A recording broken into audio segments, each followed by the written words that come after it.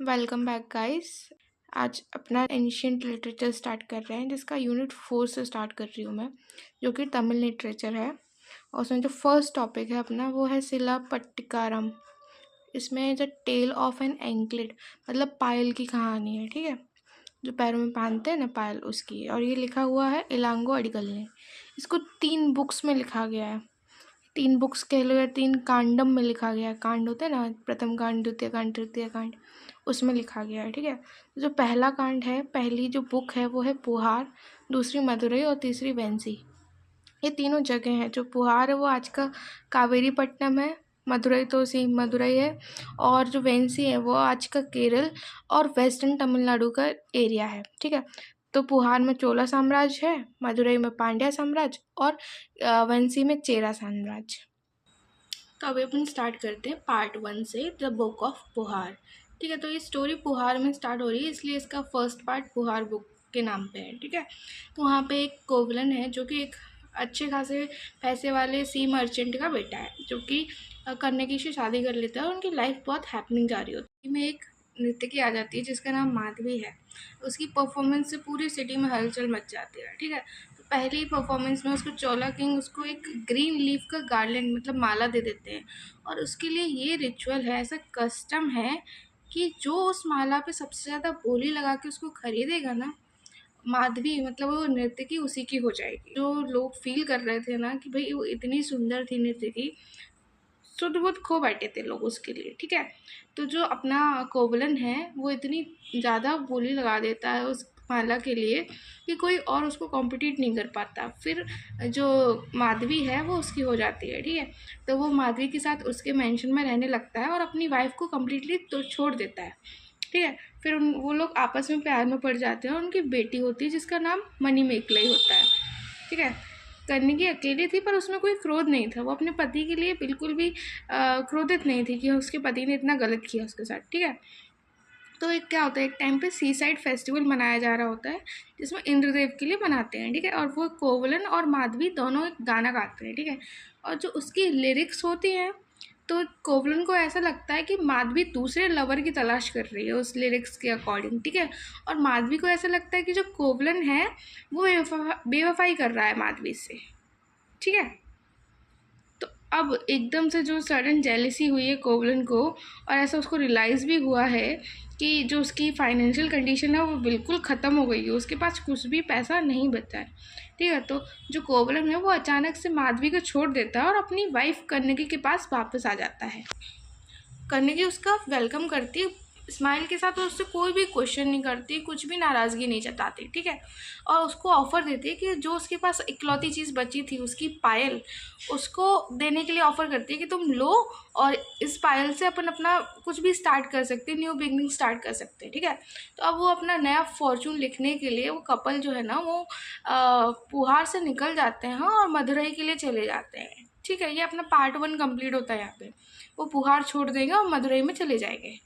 ठीक है, तो अपना पार्ट 2 स्टार्ट होता है, द बुक ऑफ मदुरई। ठीक है, तो ये लोग एक जैन भिक्षुणी थी कुंती अडिगल, उसके साथ में ये मदुरई आ जाते हैं। ठीक है, और जो कन्नगी है वो एक चरवाहे की कम्युनिटी में सेफली छोड़ दी जाती है, और जो कोवलन है वहाँ से वो मार्केट चला जाता है जिससे कि वो एंकलेट को सेल कर सके और अपना बिजनेस जो भी हो वो स्टार्ट कर सके। ठीक है, तो एक जो चीफ गोल्डस्मिथ है उस राज्य का, मतलब उस राज्य में पांड्या राजा हैं। ठीक है, उनके कोर्ट में एक चीफ गोल्डस्मिथ मतलब सुनार है।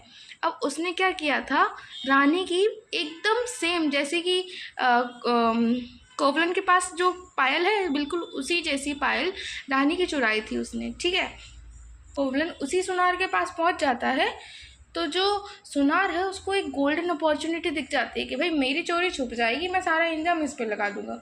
तो जो सुनार है वो कोवलन को बोलता है कि तुम इंतज़ार करो, मैं अभी आता हूँ। ठीक है, और वो तुरंत राजा के पास चला जाता है और राजा को बोलता है कि मैंने असली चोर को पकड़ लिया है। ठीक है, अब जो राजा हैं उन और जो रानी है उनके बीच में पहले से ही थोड़ा झगड़ा चल रहा होता है, और राजा उस झगड़ा को जल्द से जल्द समाप्त करना चाहते हैं। ठीक है। तो बिना कुछ सोचे समझे उनने कोई ट्रायल नहीं लिया, कोई क्वेश्चन नहीं पूछा, कोई एग्जामाइन नहीं किए एविडेंस को, और ऐसे ही अपने जो गार्ड्स हैं, रॉयल गार्ड्स हैं, शाही सिपाही हैं, उनको आदेश दे दिया कि अगर तुमको वो एंकलेट उसके पास मिलती है तो उसको मार देना वहीं पे, और वो एंकलेट यहाँ ले आना, ठीक है। तो जो गार्ड्स हैं उसको कॉम्प्लन के पास वो एंकलेट मिल जाती है, और उसकी मासूमी, उसकी बेगुनाही को बिना देखते हुए और उसको बेरहमी से मार देते हैं वो लोग, ठीक है। फिर जब जैसे ये न्यूज़ कन्नगी तक पहुंचती है, तो जो कन्नगी है वो एक शुद्ध ब्रह्मांडीय क्रोध, मतलब इतना क्रोधित हो जाती हैं। अभी तक मतलब उनने अपनी पति की बेवफाई पे भी इतना क्रोध नहीं दिखाया था, उनने ज़रा भी क्रोध नहीं दिखाया, पर अपनी पति की मृत्यु पे उन्हें इतना क्रोध आ गया था जैसे कि महाकाली को आया था वैसा, ठीक है। तो वो अपनी सेकंड एंकलेट जो दूसरी पायल है उसको लेती है और सीधे रॉयल पैलेस पहुंच जाती है, मतलब कि राजा के महल पहुंच जाती हैं। और जैसे ही उनके गार्ड्स वगैरह होते हैं उनको ढकेलते हुए वो राजा के मतलब राजा के कक्ष में पहुंच जाते हैं जहाँ पे राजा होते हैं, ठीक है। और राजा से जस्टिस की डिमांड करती हैं, और जो राजा है वो बोलता है, वो अपने एक्शन को डिफेंड करने लगता है कि भाई सजा देना राजा का कर्तव्य होता है, ये वो, ठीक है। तो कन्नगी राजा को चैलेंज करती है और वो पूछती है तुम्हारी पायल में क्या था, मतलब तुम्हारी पायल में क्या जड़ा हुआ था, ठीक है। तो जो राजा है वो रिप्लाई करते हैं कि प्रीशियस पर्ल मुथु जड़े हुए थे। पर जो कन्नगी है ना, तो कन्नगी क्या करती है, अपनी पायल को जोर से पत्थर पे मतलब फर्श पे फेंकती है, और जो उसके स्टोन्स होते हैं, पत्थर जो होते हैं उसमें रूबी जड़ा होता है, तो वो पत्थर निकल के जो राजा है उसके फेस पे पड़ते हैं सीधे जाके।